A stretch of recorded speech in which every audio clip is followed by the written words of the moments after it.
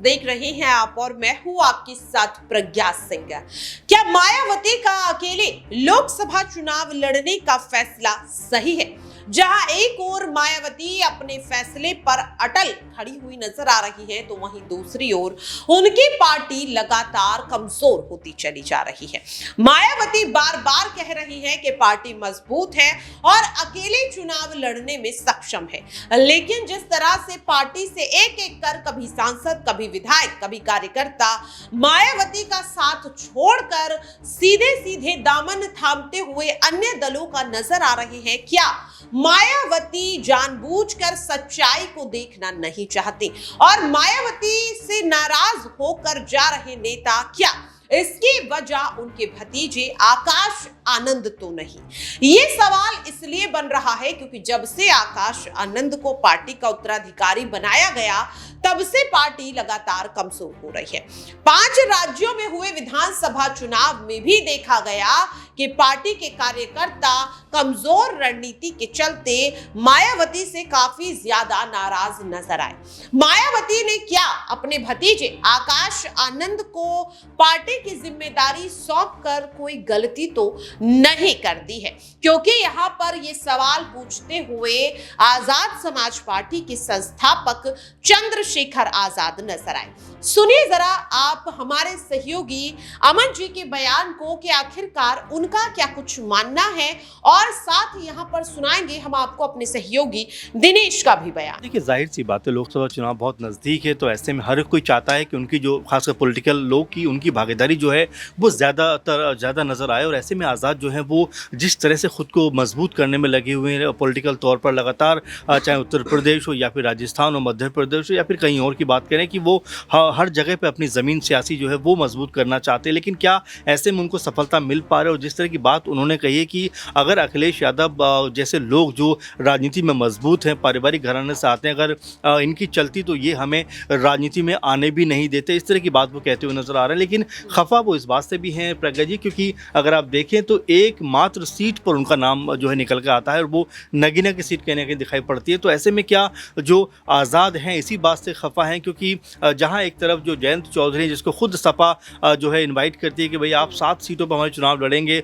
और वो फिर भी उनका साथ छोड़कर चले जाते हैं। अगर इससे पहले देखा जाए तो आज़ाद लगातार 2022 के जो कह सकते हैं कि विधानसभा चुनाव रहे, और उसमें भी जिस तरह से कहते रहे कि भाई मुझे भी अपने साथ रखिए, और कितनी मिन्नतें उन्होंने की, और ये भी देखा गया कि कई मौक़ों पर उनकी आंखों से आंसू भी छलक पड़े। यही बात वो कहना चाह रहे हैं कि जिस तरह से उनको सहारा मिलना चाहिए था वैसा सहारा नहीं मिला।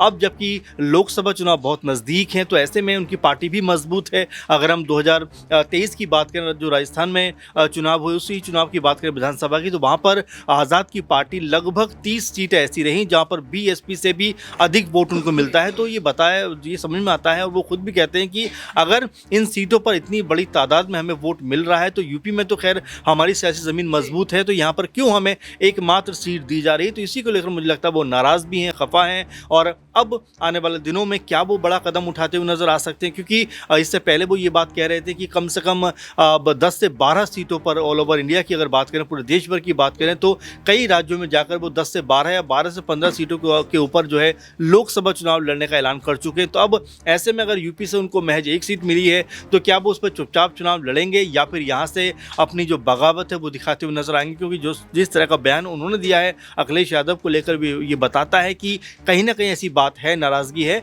जो बिल्कुल उनके अंदर कहीं ना कहीं चुभ रही है, और हो सकता है आने वाले दिनों में वो कोई बड़ा ऐलान करते हुए नजर आ जाए। देखिए, बिल्कुल ये चीज़ बिल्कुल भी किसी भी स्तर तक सही नहीं ठहराई जा सकती। लगातार ये बात सामने आती है कि अगर यहाँ पर मंदिर है, अगर यहाँ पर मस्जिद है, नमाज पढ़ने के लिए, पूजा अदा करने के लिए, तो सड़कों पर क्यों करते हैं? और ऐसे में अगर यहाँ पर इस तरह के दृश्य सामने भी आते हैं, चाहे किसी पुलिसकर्मी के सामने हो, किसी भी यहाँ पर सैन्य अधिकारी के सामने हो, किसी भी आदमी के सामने अगर इस तरह के दृश्य सामने भी आते हैं, तो आप उस चीज़ को रोकथाम करने के लिए इतना कर सकते हैं कि मान लीजिए कि कल का दृश्य उठा लीजिए आप, दिल्ली से जो दृश्य सामने आया उसमें जो यहाँ पर लोग थे, वे जब सड़क पर नमाज अदा कर रहे थे, उस दौरान जो पुलिसकर्मी था वहाँ पर जब उसने इस घटना को अंजाम दिया, इतना किया जा सकता था कि उन्हें उनकी नमाज अदा करने दी जाती, उसके बाद उन्हें आप समझा सकते थे कि आप ऐसा ना करें। इससे यहाँ पर और भी जो लोग हैं, यहाँ पर ये जो दूसरे समुदाय के लोग हैं, वे इसको नकारात्मक रूप से ले सकते हैं। इसको यहाँ पर जो सांप्रदायिक तनाव है, इससे भी सांप्रदायिक तनाव भी उत्पन्न हो सकता है। इस तरह की तमाम ऐसी चीजें हैं जिसको लेकर के समझाया जा सकता था, लेकिन जो कुल मिलाकर के वो दृश्य सामने आया वो वाकई में बेहद ही